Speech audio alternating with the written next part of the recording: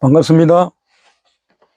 저는 돌콩 목사 방은금 목사입니다. 오늘은 월남전에 있었던 비화를 여러분에게 말씀드리고자 합니다. 먼저 사진을 여러분에게 보여드리고자 합니다. 1970년 8월 21일 이 두 월남 소녀는 전쟁 고아가 된 자매 형제로 이 다리에서 오고 가는 군인들에게 콜라를 팔아서 생활하는 불쌍한 소녀입니다. 다리의 길이는 1000m 정도 된다고 합니다.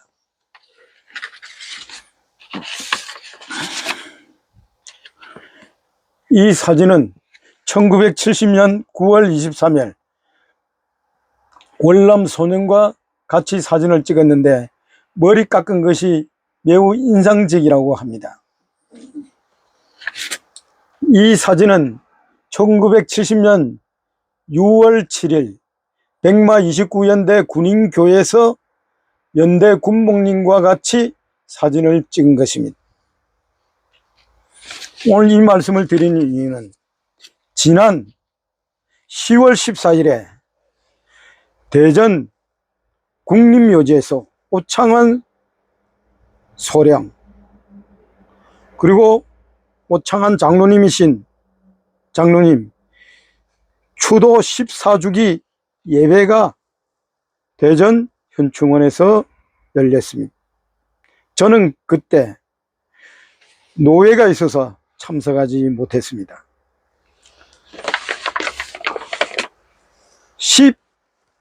15년 전에 오창환 장로님이라고 부르겠습니다. 장세동 소령도 교회 장로님이기 때문에 장로님이란 호칭을 부르도록 하겠습니다. 오창환 소령이 암으로 투병 중일 때 15년 전에 저에게 하신 말씀이 있었습니다. 내가 너에게 잠깐 오라 한 이유가 있었다. 그 이유는 다른 것이 아니고 예. 커피 한 잔 마셔도 되겠습니까? 예, 커피 드십시오. 지금 이 버스는 사북역 앞에 있는 카지노 노숙자들을 위한 상담소와 커피와 건빵과 컵라면을 함께 나눠주는 선교 카지노 노숙인 선교 버스입니다. 잠깐 제가 말씀하는 중에 커피를 드시러 오신 어떤 분이 계시기 때문에 잠깐 얘기를 나눴습니다. 계속하겠습니다. 15년 전에 대구 보훈병원에서 오창환 장로님께서 전화를 주셨습니다. 저보고 태백중학교 학도병 기념관에 있는 내 소령 그 장교 사진이 있으니 그 액자를 들고 나에게 오라. 그래가지고 제가 15년 전에 오창환 소령 장로님의 사진을 가지고 보훈병원을 찾아가게 되었습니다. 그곳에 찾아가서 잠깐 오창환 장로님과 잠깐 기도를 하고 외삼촌께서 저에게 마지막 유언을 남겼습니다. 그 유언의 내용은 무엇이냐면은 내가 월남전 1970년대 그때 월남전에 있을 때 있었던 이야기를 하겠다고 하면서 그 당시에 장세동 소령 지금 장로님 부대에서 어린아이와 유부녀들과 모든 노인들 일반 베트남 사람들을 총격사 살인한 경우가 있었습니다. 있었는데 그 중에 남베트남 장교 부인이 한 명 부상을 당하고 살아나서 결국 한국군이 베트남 주민들을 죽였다는 살인했다는 신문에 보도가 나기 시작했습니다. 그 이후에 누구를 보냈느냐면은 장세동 소령 그 장로님을 보낸 것이 아니라 그 옆에 부대에 있는 오창환 소령 부대 책임자인 오창환 소령에게 금일봉을 주어서 찾아가서 그 생존하게 된, 극적인 생존하게 된 남베트남 장교 부인에게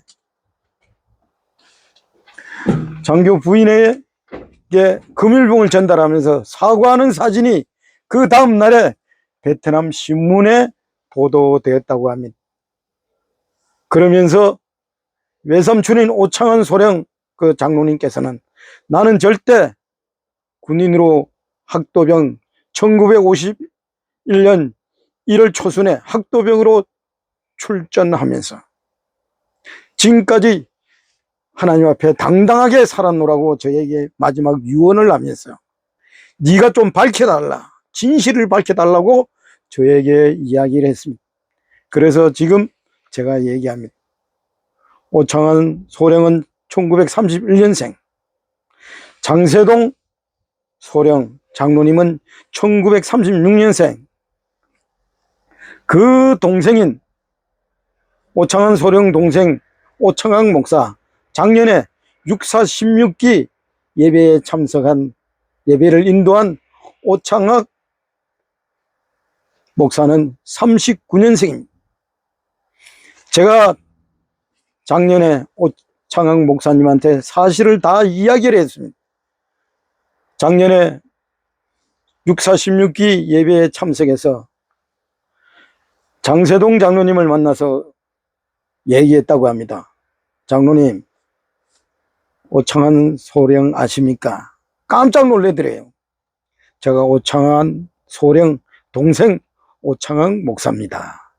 인사를 했다고 합니다. 자세한 얘기는 하지 않았다고 합니다. 제가 오늘 왜 이 이야기를 하느냐, 내년 되면은 91세가 됩니다. 장세동 장로님이. 지금도 늦지 않았습니다. 장세동 장로님이 무슨 죄가 있겠습니까? 전두환 씨의 지시를 따라서일 뿐인데 왜 그걸 숨기면은 오히려 공범이 됩니다. 장세동 장로님 부탁합니다. 돌아가시기 전에 진실을 밝히고 돌아가시기를 바랍니다.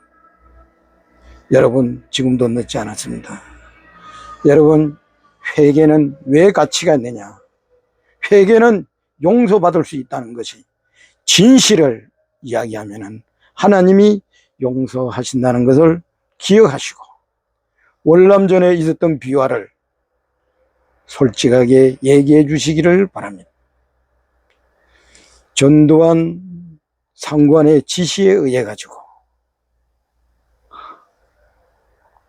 불가피하게 그 명령에 따르다가 이러한 일이 있었으며, 그리고 옆에 부대 오창한 소령 부대는 아무 죄가 없다.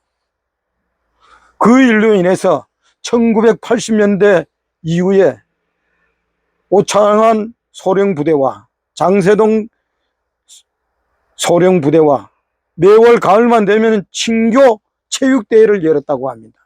왜 두 부대만 체육대회를 열었을까요?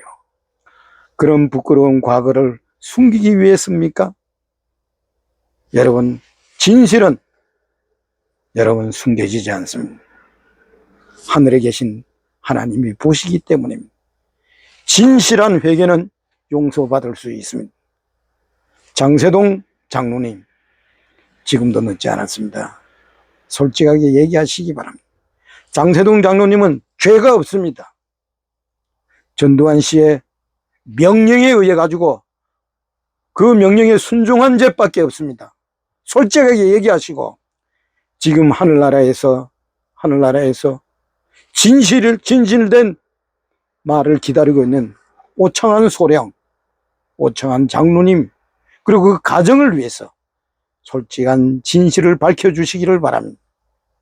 지난 6월 달에 현충일에 태백중학교, 여기에서 10여 키 30km 정도 되는 태백중학교에서, 태백기계공고에서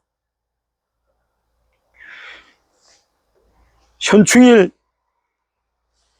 기념식이 있었습니다. 약간 늦게 시작되었습니다. 6월 중순경에 있었습니다.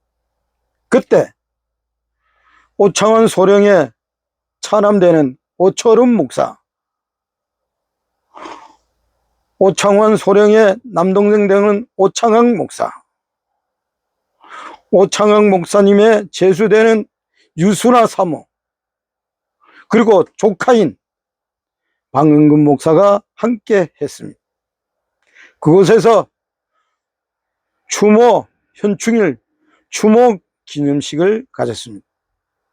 저희 외할머니 권일도 권사님께서는 매년 6월 6일만 되면은 6월 6일 10시 사이렌이 울릴 때면은 하늘을 보면서 눈물을 흘렸습니다.